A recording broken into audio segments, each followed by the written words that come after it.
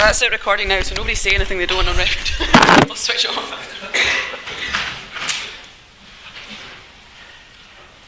Right. Everyone is born as a free person. That is, by nature, no one comes out of the womb under any civil subjection to king, prince, or judge. Nor does anyone bring out of the womb a sceptre or crown upon their head. This quotation is from Lex Rex, of The Law and the Prince, which was written by Samuel Rutherford while he was in London in 1644. Rutherford was involved in the negotiations for a religious and political union between England and Scotland proposed by the Solemn League and Covenant. The book used a fierce combination of philosophy and theology to argue against the divine right of kings. Charles II counted Rutherford amongst those responsible for his father's execution. So after Charles' restoration in 1660, he ordered that all copies of Lex Rex should be burnt by the public hangman, and Rutherford himself was accused of treason. However, Rutherford died before he could be brought to trial. Rutherford's connection to Dumfries and Galloway is that he was the very popular minister of Anworth near Gatehouse of Fleet between 1627 and 1636. Although very few people in the region would have read the book, the religious and political struggles which produced Lex Rex lasted from 1638 to 1746. During Charles II's reign, the region was seen as a rebellious province and experienced a low-intensity civil war. Opposition to the Stuarts and Dumfries and Galloway led to support for the William of Orange's invasion in 1688. From Wigtonshire, James Dalrymple and his son John were part of the invasion force.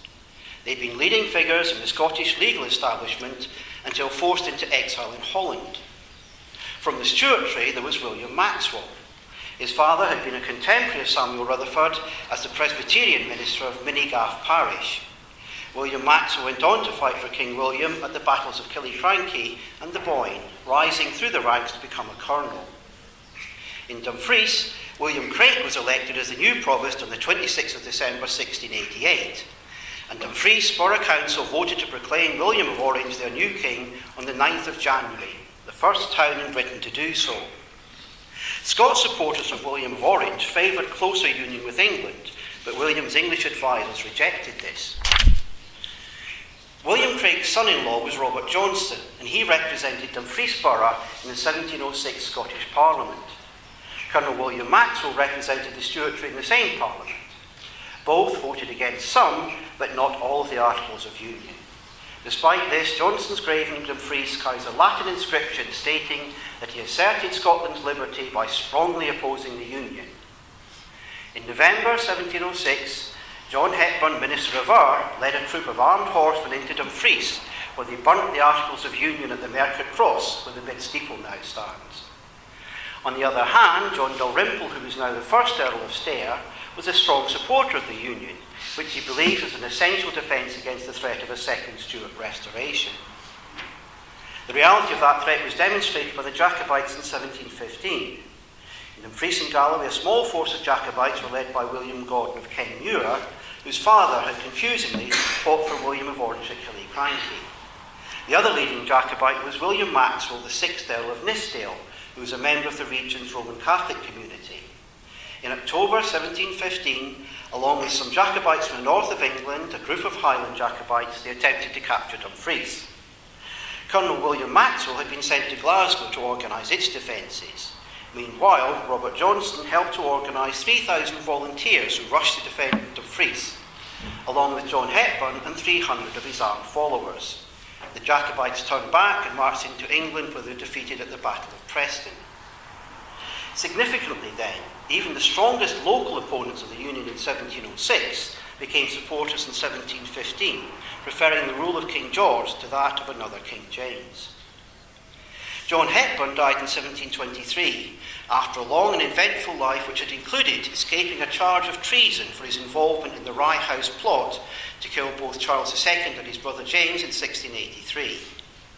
Then, in 1724, Hepburn's followers, called the Hebronites, became involved in the uprising of the Galloway Levellers. This began in March and continued through until October. What sparked off the Levellers' uprising was the first of the lowland clearances. In order to create large cattle enclosures, several hundred tenants and cotters were evicted from their farms.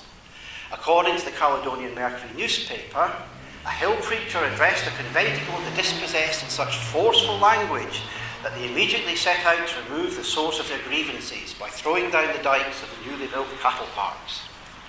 When the owners of the demolished dykes attempted to intervene, the Levellers armed themselves with muskets. Outnumbered and outgunned, the landowners sent an urgent plea to the authorities in Edinburgh for troops to be dispatched to restore order. The troops sent to restore order were the 2nd Earl of Stairs Dragoons, commanded by Major James Gardiner. He was a deeply religious man who spent much of his time in Galloway in the company of local ministers, most of whom were sympathetic to the Levellers. Gardiner had fought against the Jacobites at the Battle of Preston. One of the Jacobites he'd fought against was landowner Basil Hamilton.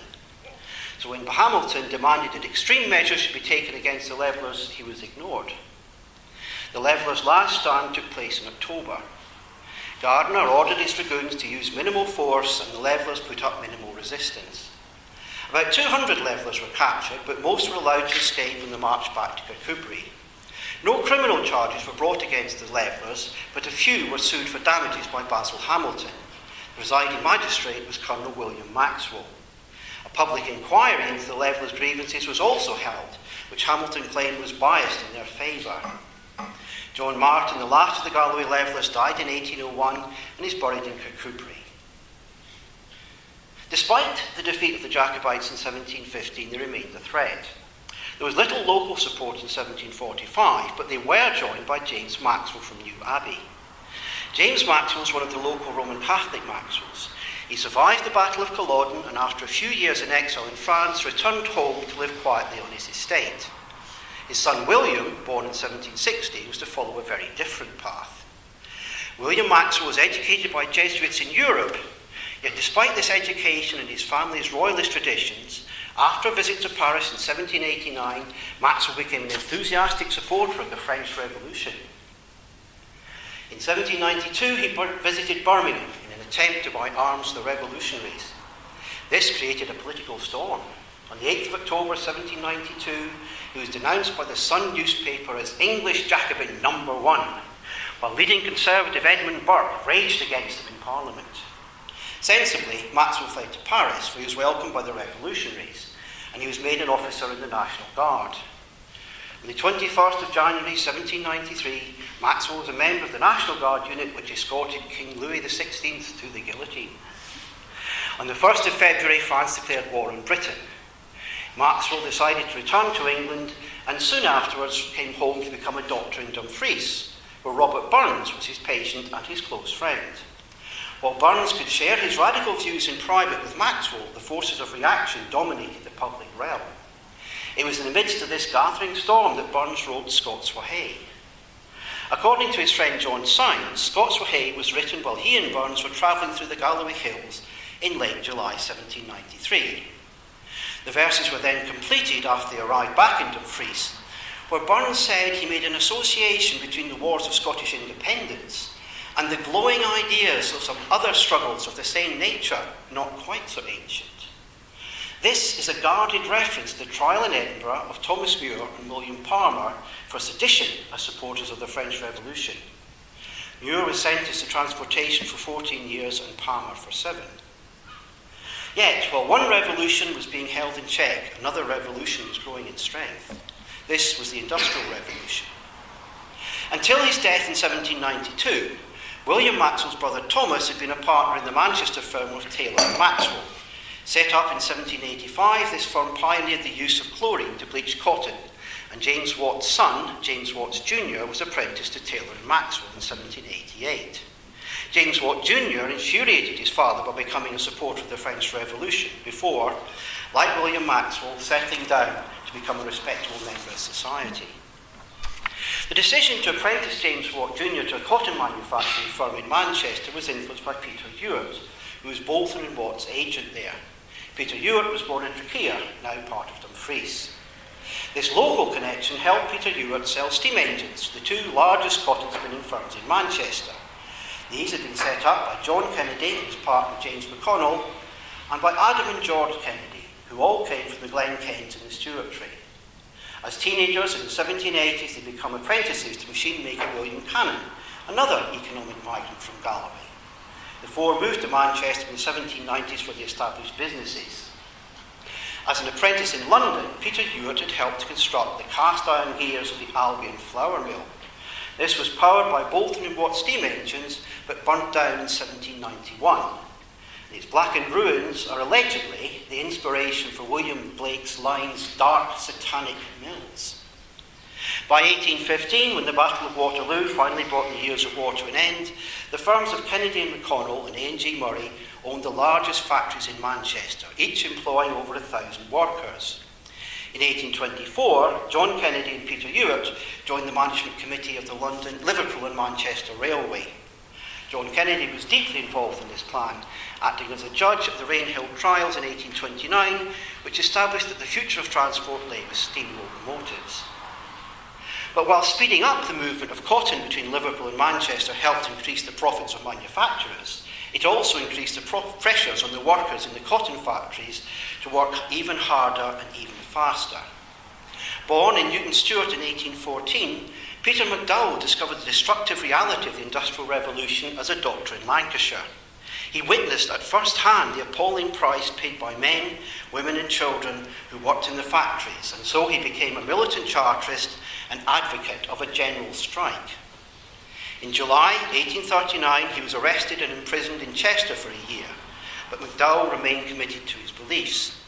Following his release from prison, he was one of those who swung the Chartist movement behind the general strike of 1842. With a reward of £100 for his capture hanging over him, McDowell fled to France where he lived until 1844. On his return to England, McDowell resumed his work for the Chartist movement. In 1848, he was arrested again and this time sentenced to 2 years in prison. Finally, in 1854, he emigrated to Australia, where his family but died soon after arriving. The 1850s also marked a peak in the populations of Dumfries and Galloway, when it reached 145,000. It then shrank and has only recently returned to a similar level. However, the recent growth has been confined to Dumfriesshire. The population of the Stewartry today is only 23,000, about the same as it was in 1755. The situation in Wigtonshire is similar, but the growth of Stranraer has kept numbers up to around 30,000. The decline in population over the past 160 years has created a socially and politically conservative culture. A few years ago, a friend who had moved here from Edinburgh described Dumfries and Galloway to me as a feudal region. It certainly provided generations of soldiers, administrators, traders and settlers for the British Empire. In the 1930s, this culture of loyalty to the Empire was carried over into a flirtation with fascism. In 1934, the British Union of Fascists had around 1,000 members in Scotland. The Dumfries branch had 120, and the Galloway branch, based in Dalbeattie, had 400 members.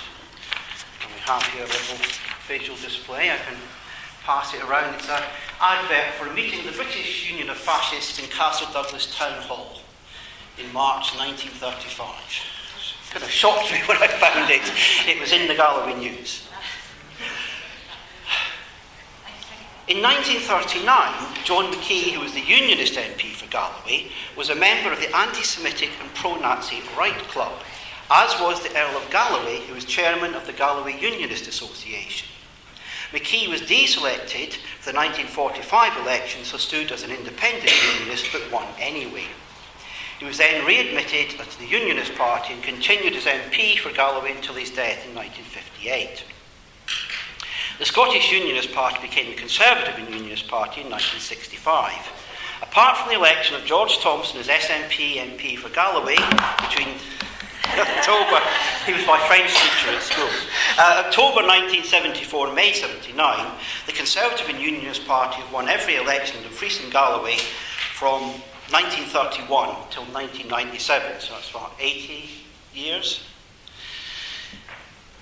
The SNP then won Galloway in 1997 and Labour won Dumfriesshire. The Tories won Galloway back in 2001 but lost to Labour after a boundary change in 2005. The same boundary changes saw the Tories win the new seat of Dumfriesshire, Clydesdale and Tweeddale. In the 1979 devolution referendum, 59.7% of the voters in Dumfries and Galloway voted no. In 1997, 60.7% voted yes for a Scottish Parliament, but 51.2% voted against the Parliament having tax-raising powers. In the Scottish Parliament elections, Labour have held Dumfries since 1999, and the Tories have held Galloway. In the 2011 elections, Scottish elections, across Dumfries and Galloway, Conservative and Labour both got roughly 21,000 votes, and the SNP about 19,000. We've got our next little visual display. This is showing, if you pass it around, the results of the 2011 election. You can see most of Scotland SNP, but right the way along the south we have Conservative and Labour.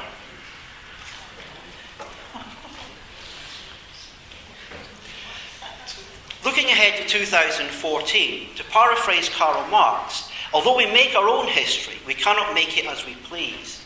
We are constrained by circumstances existing already, given and transmitted from the past. The particular past which has been transmitted to us here in Galloway is the past of a region which resisted becoming part of Scotland in the Middle Ages and supported the Balios against the Bruces during the Wars of Scottish Independence.